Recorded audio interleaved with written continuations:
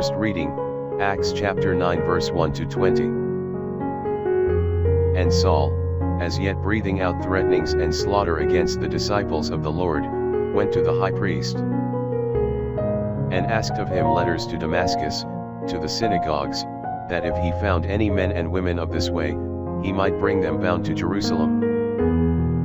And as he went on his journey, it came to pass that he drew nigh to Damascus, and suddenly a light from heaven shined round about him. And falling on the ground, he heard a voice saying to him, Saul, Saul, why persecutest thou me? Who said, Who art thou, Lord? And he, I am Jesus whom thou persecutest. It is hard for thee to kick against the goad.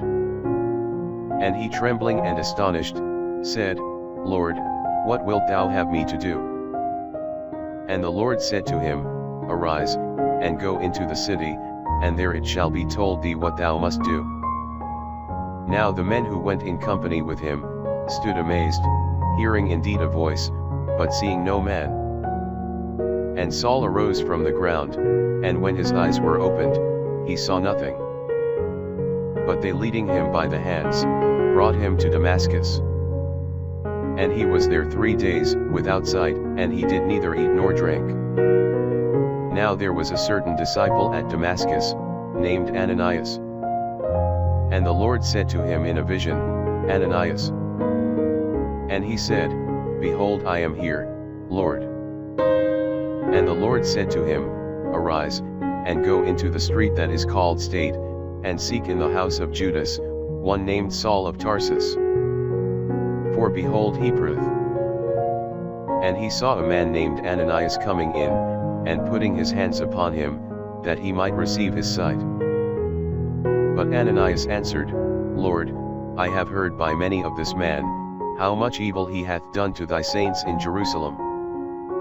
And here he hath authority from the chief priests to bind all that invoke thy name. And the Lord said to him, Go thy way, for this man is to me a vessel of election, to carry my name before the Gentiles, and kings, and the children of Israel. For I will shew him how great things he must suffer for my name's sake. And Ananias went his way, and entered into the house.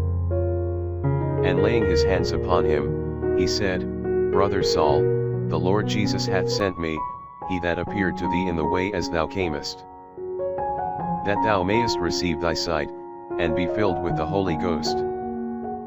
And immediately there fell from his eyes as it were scales, and he received his sight, and rising up, he was baptized. And when he had taken meat, he was strengthened. And he was with the disciples that were at Damascus, for some days. And immediately he preached Jesus in the synagogues, that he is the Son of God. Psalms chapter 117 verse 1 to 2. O praise the Lord, all ye nations, praise him, all ye people. For his mercy is confirmed upon us, and the truth of the Lord remaineth forever. Gospel, John chapter 6 verse 52 to 59. The Jews therefore strove among themselves, saying, How can this man give us his flesh to eat?